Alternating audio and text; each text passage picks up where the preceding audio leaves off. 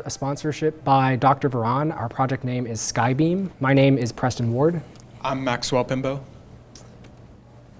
Yeah, so to begin, we'd like to explain our situation and what we're trying to research. The main project is the study over millimeter wave. Millimeter wave are frequencies that provide very small or very fast data rates, but are very small, narrow beams. This makes high-capacity communications very convenient, but they are stationary, meant to be stationary. It makes moving with drones difficult. Some existing solutions for this reduce performance by keeping low frequency links that rely on tracking systems that struggle to keep up with fast movements. This project is going to include a closed-loop beam tracking system that combines steerable millimeter wave antennas and physical gimbals on a drone. So we're sponsored by the Cyber Physical Networking Lab, whose director is Dr. Vuran. Additionally, we had 2 graduate assistants that helped us with more of the day-to-day and technical challenges, Apala and Avi, who were incredibly helpful in the development process throughout this project. Some extra stakeholders we have, that includes our faculty and staffing and coaches. Our project manager was Bill Browning, our tribe lead was Zach Kozak, and our coach was Cody Altman. Here's the 6 of us. Me, Carter, Max, and Andrew are all 4 senior computer engineering majors. Zen in the bottom left is going to graduate next year and is a computer science major. And Brett is also graduating next year and is a software engineering major. So our problem began with millimeter wave communications with drone being very difficult due to the path loss and the narrow beam, losing connections, especially in a 3D motion. Reliable aerial links include real-time, high-bandwidth drone applications. This means we could get 8K video streaming, a multitude of uses like aerial mapping and agriculture monitoring. We achieve this through hybrid tracking, like fast electronic beam steering and mechanical steering as well. So here's the first part of our project, which includes our base station. This includes our Sivers antenna, an ESP and SAMD Pro 21 RF module to keep lower links for communications. We moved the base station with a stepper driver and a motor. Some features included a user interface, LoRa out-of-band banded links, and 360-degree control tracking, which automatic and manual.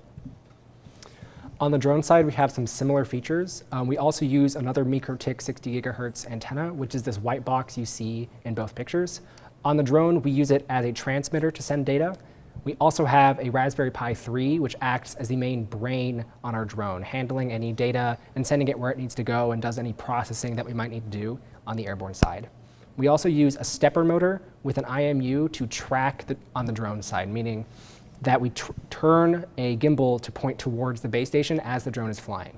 All of this is powered by a 24-volt battery, and one of the main challenges we had was weight limits on the drone.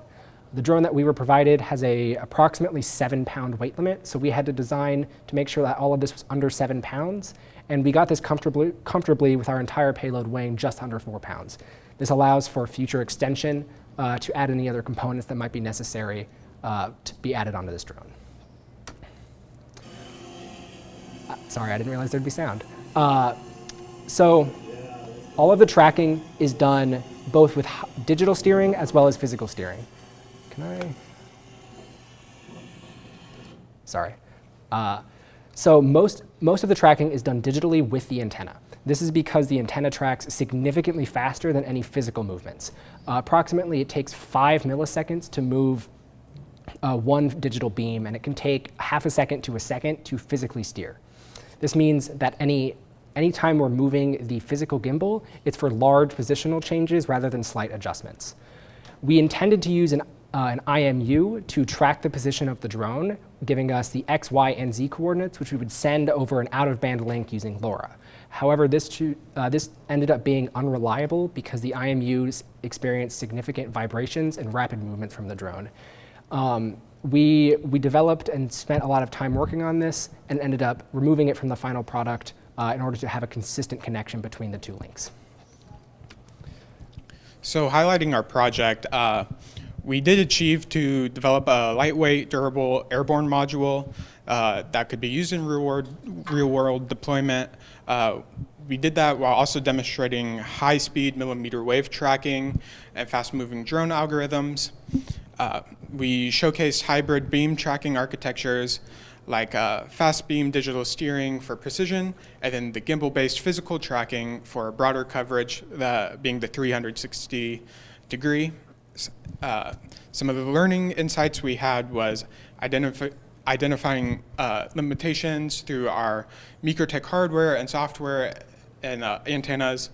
We also discovered IMU-based position trackings that didn't really work out with our project well, and that ended up being a roadblock.